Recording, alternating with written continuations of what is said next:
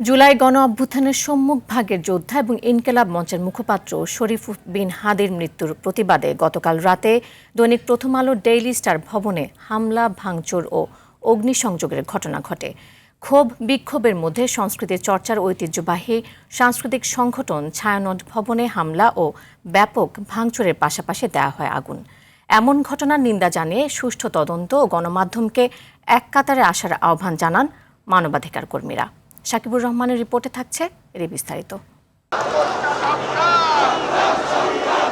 ইনকিলাব মঞ্চের মুখপাত্র ও ঢাকা ৮ আসনের সম্ভাব্য সংসদ সদস্য পদপ্রার্থী শরীফ ওসমান বিন হাদির মৃত্যুর সংবাদে উত্তাল হয়ে ওঠে রাজধানী ঢাকা। ইংরেজি দৈনিক দ্য ডেইলি স্টার ভবনে আগুন দেয় বিক্ষুব্ধ জনতা। মুহূর্তেই আগুন ছড়িয়ে পড়ে পুরো ভবনে। দিনের আলোয় ফুটে ওঠে হামলা, ভাঙচুর ও লুটপাটের চিত্র। ডেইলি স্টারের প্রতি তালায় দেখা যায় ধ্বংসের ছাপ। সবাই যার যার মতো করে রাতের বেলা চলে গেছে, কেউ কেউ অফিসে, যারা মিডনাইটে ছিল তারা বিশেষ করে সবচেয়ে বেশি ক্ষতিগ্রস্ত হয়েছে এবং অনেকের ড্রয়ার থেকে টাকা পয়সা, গুরুত্বপূর্ণ কাগজপত্র, নথিপত্র লুট করা হয়েছে। লুটই বলবো, চুরি বলবো না, এটা তো ডেফিনেটলি লুট হবে। চুরি করলে তো আবদালে করতো। গতরাতে দৈনিক পত্রিকা প্রথম আলো কার্যালয়ে হামলা চালায় বিক্ষুব্ধ জনতা। সকালেও দেখা যায় ধোঁয়া উঠতে।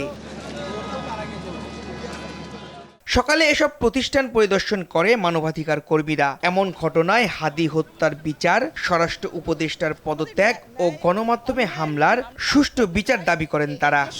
সরকার এই মুহূর্তে রয়েছে, নির্বাচন আর কয়েকদিনের মধ্যেই। সুতরাং এই সময়ে দেশে জননিরাপত্তা, শান্তি শৃঙ্খলা বজায় রাখা এবং এই সমস্ত দায়িত্ব সরকারের, এবং এই দায়িত্ব তারা পালন করবেন। এই জবাবদিহিতার মধ্যে সরকারকে রাখতে হবে। বিভিন্ন ব্যক্তি এবং প্রাইভেট প্রতিষ্ঠানের উপর এই হামলা, আক্রমণ বরদাস্ত করা হবে না। কিন্তু শেষ কথা হচ্ছে, হাদির হত্যার আমরা তদন্ত এবং বিচার দেখতে চাই। কারা এটা থেকে ফায়দা লুটানোর চেষ্টা করছে, কাদের এখান থেকে সুবিধা হচ্ছে, আমরা ডাক দিতে চাই সব মিডিয়া হাউসকে যে সরকারের কাছ থেকে আমরা আর নীরবতা আর নিষ্ক্রিয়তা দেখতে চাই না। ডেইলি স্টার যে জায়গায় অবস্থিত, প্রথম আলো যে জায়গায় অবস্থিত, ছায়ানট ভবন যে জায়গায় অবস্থিত, এগুলো হচ্ছে আমাদের দেশের রাজধানীর কেন্দ্রবিন্দুতে। এগুলো দূর দূরান্তে না, কোনো অজপাড়া গায়ে না। এগুলো আমাদের সেনাবাহিনীর ক্যান্টনমেন্টের থেকে কয়েকশো গজ দূরে মাত্র। পুলিশ বাহিনীর এখানে এত সময় লাগার কথা ছিল না। নির্বাচন, বিচার, সংস্কার সব কিছু চলবে, কিন্তু গতকাল যে ঘটনা ঘটেছে সেটা আমরা মনে করি যে এইরকম সৃষ্টি করা, এরকম নৈরাজ্য, এরকম ভয়, এরকম ত্রাস সৃষ্টি করা, মানুষের মধ্যে আতঙ্ক সৃষ্টি করা এবং প্রতিহিংসা ছড়ানো, সেটা কখনোই আমাদের কাঙ্ক্ষিত না। ওসমান হাদি তার জীবনের শেষ দিনগুলোতে মানুষের কাছে দাঁড়ে দাঁড়ে যাচ্ছিলেন ভোটের জন্য।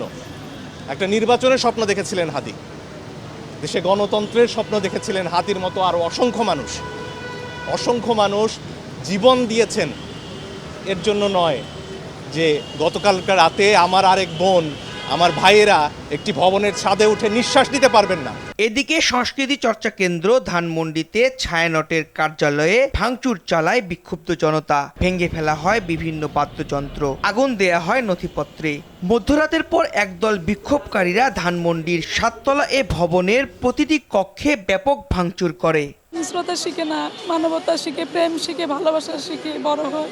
এমন ঘটনাকে কোনোভাবেই মেনে নিতে পারছে না ছায়ানটের শিক্ষার্থীরা। কালকে যখন দেখছি যে এরকম অবস্থা, আমার হাজবেন্ড সেখানকার টিচার, আজকে সকালে ক্লাস করবে, ও প্রস্তুতি নিয়ে আছে যে সকাল সকাল উঠবে, ক্লাসে আসবে। সম্মেলন ছিল, সেটা বাতিল হয়ে গেছে। এর মধ্যে তো আমরা লাইভে দেখি যে এরকম অবস্থা, তখন আমাদের ঠিকই অবস্থা, না পারছি আসতে, না পারছি কোনো কিছু করতে। ছায়ানট বাংলাদেশে সবচেয়ে বড় সঙ্গীত বিদ্যালয়। এখানে হামলা করা মানে আমাদের উপর একটা আমাদের মেরুদণ্ডে আঘাত করার মতো অবস্থা।